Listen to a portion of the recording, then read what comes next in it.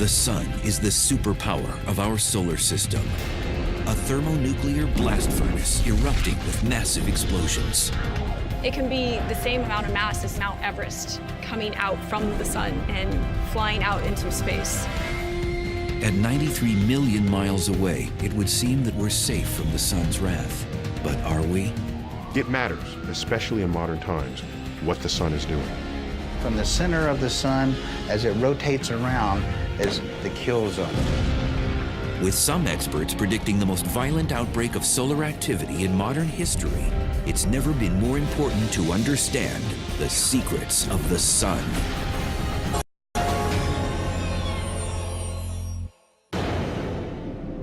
There are billions of stars in the universe, but one alone dominates our cosmic neighborhood: the sun. It's an infernal sphere of mostly hydrogen and helium, superheated into a plasma that burns at millions of degrees. Its surface rages with violent explosions as it spews out storms of deadly radiation millions of miles into space. Our sun is a type of star known as a yellow dwarf. Yellow because of the color of its surface, and dwarf because it's small for a star. But small is relative. Within its boundaries, you could fit 1 million Earths. In our solar system, there's simply no bigger star than the sun. At 1 million miles across, it's a massive celestial blockbuster. The sun is really pretty huge. It dominates our solar system. Not only is it the biggest star in the solar system, it's the only star in the solar system. It's surrounded by a bunch of smaller stuff that we call planets and comets and moons. But the sun is our star. Our star is an enormous source of heat and energy. It has a surface temperature of 10,000 degrees Fahrenheit and generates 380 billion megawatts of power. This dwarfs anything on the human scale. Hoover Dam in Nevada only generates 2,080 megawatts. In 1 second, the sun churns out more energy than has been used in all of human civilization. All that power in the blink of an eye. Incredibly, it's been burning this way for billions of years.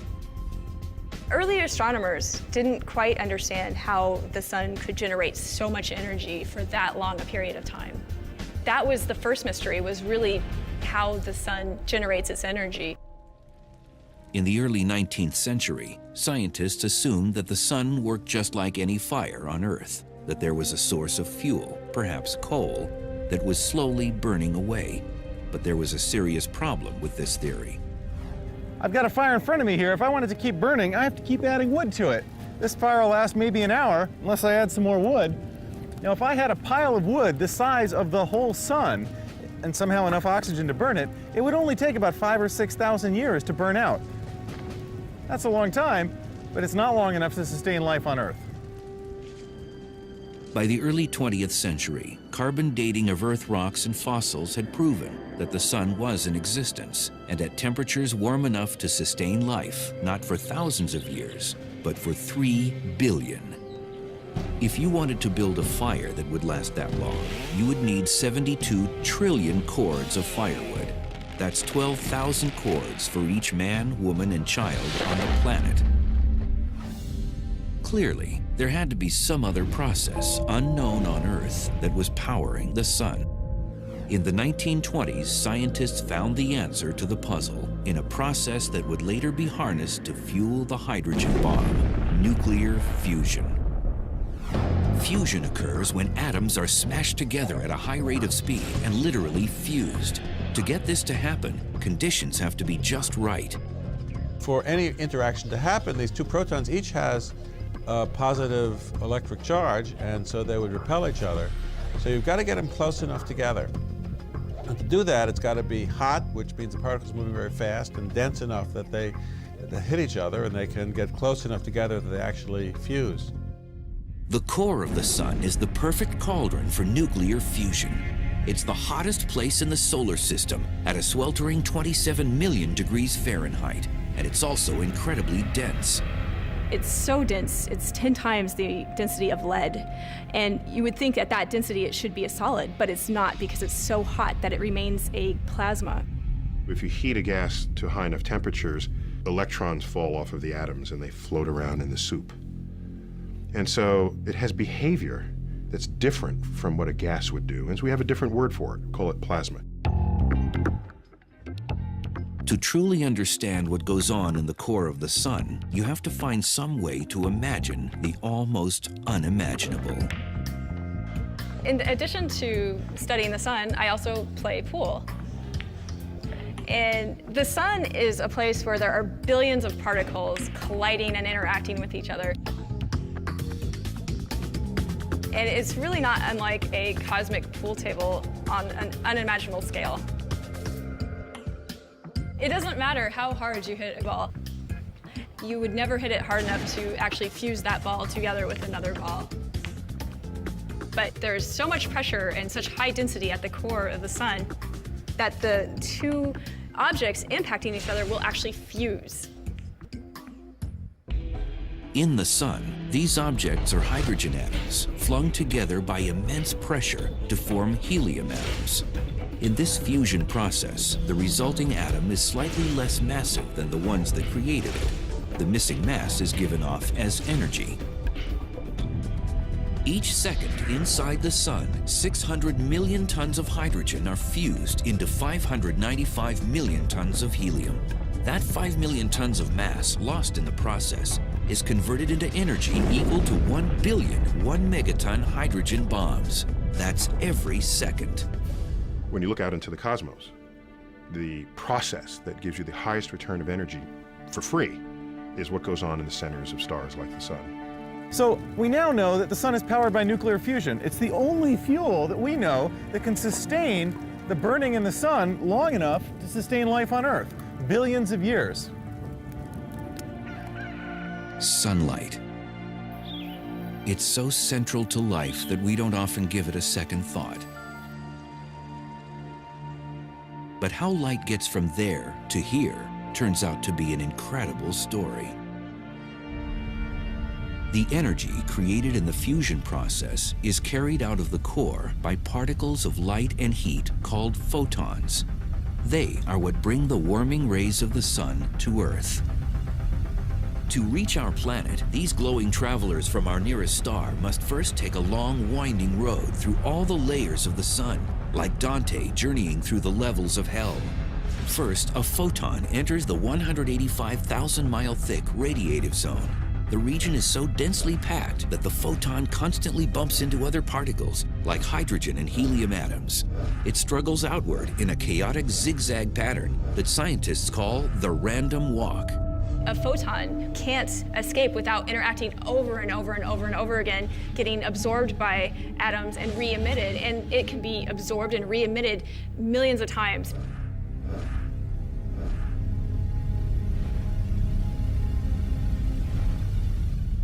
As the density decreases, as you get further up in the sun, it becomes easier, and the collisions and the interactions are less. When it finally reaches to within 130,000 miles of the surface, the photon enters the convective zone, and the pace suddenly quickens. It's carried upwards by a kind of boiling, riding along in huge columns of gas at hundreds of miles an hour, taking only 10 days to emerge on the solar surface. The incredible journey is almost over as the photon lifts off through the wispy gases of the solar atmosphere. From there, it takes only 8 minutes for it to zip across 93 million miles of space to our planet. Incredibly, by the time sunlight actually reaches Earth, it's already been in existence for hundreds of thousands, if not millions, of years.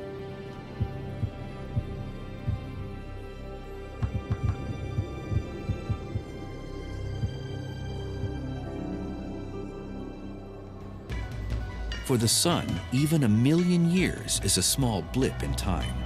The simple, perfect disk of a sunset belies the long, violent history of our star. It is a ball of fire spawned billions of years ago in a massive explosion known as a supernova. After this titanic explosion, where a star much larger than the sun exploded, there would have been a huge cloud of gas, many times larger than the solar system. And small knots of material would have gradually coalesced in this very large cloud. About 5 billion years ago, some 10 billion years after the Big Bang that scientists believe kick-started our universe, this cloud started to collapse under the pull of gravity. Our solar system probably arose from one such knot of self-gravitating gas that pulled itself together and gradually spun itself up as it pulled in, like a skater pulling her arms in during a spin, until the star and the various planets coalesced around it. Ultimately, when the star was dense enough, it would have turned on fusion and started glowing, giving off sunlight. Why do scientists believe the sun was born from the ashes of a supernova? The evidence lies beneath our feet. Complex, heavy elements like the uranium we mine from the Earth to fuel our nuclear power plants could not have been forged in the sun. There is simply not enough heat in a star that size to create elements any heavier than iron. Heavy elements like uranium can only be created in a catastrophic cosmic explosion. Earth and the other planets in the solar system formed out of the same knot of gas that produced the sun. In this process, the sun hoarded 99% of the mass. This means it's the biggest object in our celestial neighborhood with the strongest gravitational pull. That's why everything else revolves around it. Of all the planets, Earth earned a privileged place in relation to the sun. If we were closer in, our oceans would boil away and the ground would be hot enough to melt lead. If we were farther out, our planet would be a frozen wasteland. Sort of like Goldilocks and the Three Bears. Not too hot, not too cold, it's just right. Here we are at about 93 million miles away from the sun, and we're happy to be here. We're lucky to be here. And in some sense, we're here because it's the right circumstance for us to be here. Earth may be in just the right place in the solar system, but we're also close enough to the sun to be a target of its fury. Thousands of mammoth explosions rock our sun every year. You might expect this explosive force to come from nuclear reactions in the core. But in reality, what drives all outbursts of solar violence is magnetism. Since Earth rotates as a solid, our magnetic field is simple. We have two poles, north and south. This is what makes a compass so useful for finding your way around the planet. But imagine if instead of two poles, you had 1 to 10 million. This is what happens on the sun. The sun's magnetic field is a tangled web because even though it's held together by gravity, the plasma doesn't rotate evenly. Plasma at the equator rotates once every 25 Earth days, while plasma at the poles takes roughly 35 days to circle once. The sun has what we call differential rotation. You have all of this plasma that is really turning and churning, and that causes magnetic field lines to become twisted and intertwined and mixed up. Although magnetic field lines are invisible, we know they exist on the sun by looking at features called coronal loops and prominences rising up into the solar atmosphere. Just as metal shavings line up in the presence of a simple magnet, these loops of plasma perfectly outline the magnetic structures that support them from below. These plasma arches are so tall and wide that you could slide a planet as big as Jupiter right through them. Sometimes magnetic fields can twist plasma in the sun's atmosphere into majestic helical shapes called flux ropes. Magnetic flux rope is sort of like a slinky. The magnetic field line is wrapped around many times in a helical structure. And when you have highly twisted magnetic field lines, it carries a lot of stored free magnetic energy. And sometimes it will even kink in on itself, which gives it even more stored magnetic free energy. These plasma prominences can last for weeks or months. But eventually, the stored-up energy has to be released, and the mass is flung off into space.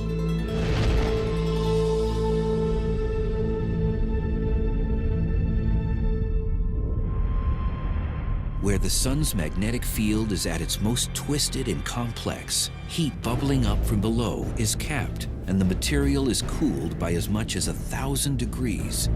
What results are relatively dark blemishes on the solar surface called sunspots. Sunspots are only dark in relation to the bright material around them. If you could somehow suspend one alone up in space, it would shine 10 times brighter than the full moon. These apparently tiny blemishes are actually plasma craters the size of the entire Earth. Galileo was one of the first modern scientists to observe sunspots. Using a telescope, he projected an image of the sun onto paper and traced it.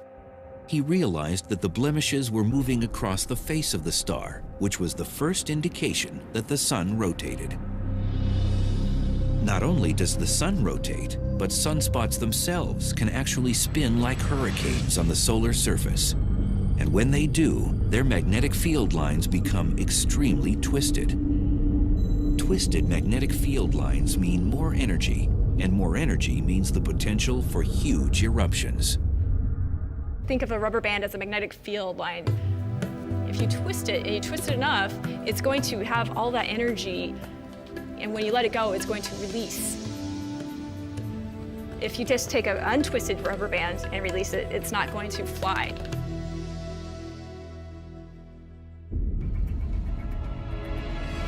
When a sunspot unleashes its magnetic energy, what results are the most colossal explosions in the solar system: solar flares.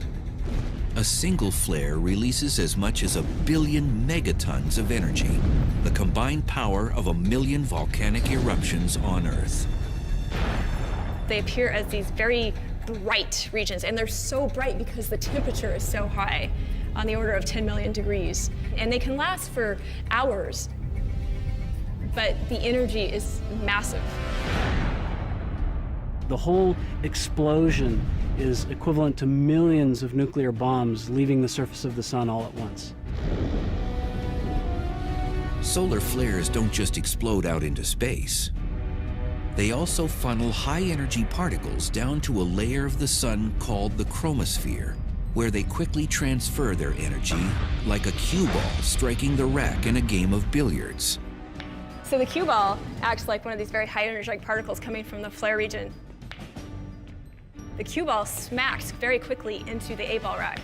And once it impacts that head ball, it's going to transfer that energy to the balls behind it, and then they will all fly out because the energy is transferred to all of them. If a large flare shoots enough high-energy particles at once, strange things start to happen. This is actual footage of a sunquake. In 1998, there was a solar flare up in the corona that was so powerful that the material flying down toward the surface of the sun actually slapped the surface and caused ripples to spread out from there. While they may look like ripples on a pond, these are actually waves 2 miles high, traveling at a maximum velocity of 250,000 miles per hour. The 1998 sunquake would have measured an 11.3 on the Richter scale, more than 1 million times stronger than the 1989 earthquake that shook San Francisco. In order to shake the surface of the sun that much, the solar flare had to release a colossal amount of energy. It turns out it's almost the same amount of energy as if you covered the entire landmass of the Earth with dynamite, about a yard thick, and set it all off at once. So these explosions are not small. Earthquakes aren't the only natural disasters with equivalents on the sun. A flare can also kick off a solar tsunami. as waves of plasma in the sun's atmosphere rocket out at 700,000 miles per hour, spreading around the entire face of the star in a matter of hours.